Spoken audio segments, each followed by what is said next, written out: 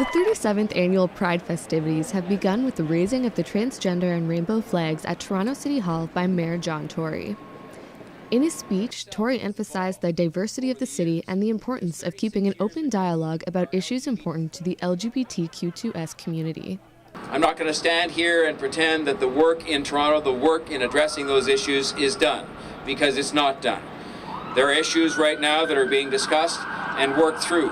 They've been discussed in my presence and with my participation in our discussions, for example, of anti-black racism. These are things that we have to confront. Tory announced the city will work on the preservation of human rights, safety, and respect for people still victims of discrimination. I want you to feel safe, just like everybody else in this city should feel safe, and I want you to feel engaged, and I want you to feel respected. Alika Hall, co-chair of Pride Toronto's board of directors, says the ceremony with Tory represents the support of the city. Pride is our opportunity to come together as a community and as a city, and it all starts today with this flag raising.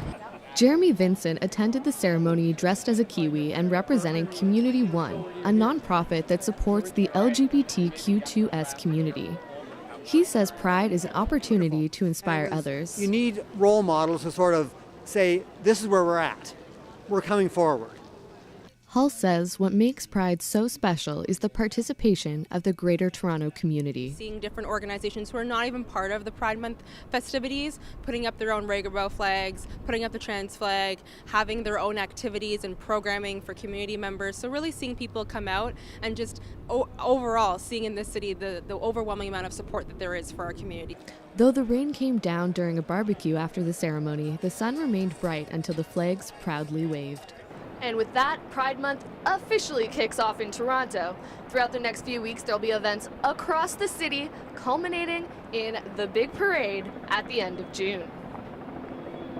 Sarah Watson, Humber News.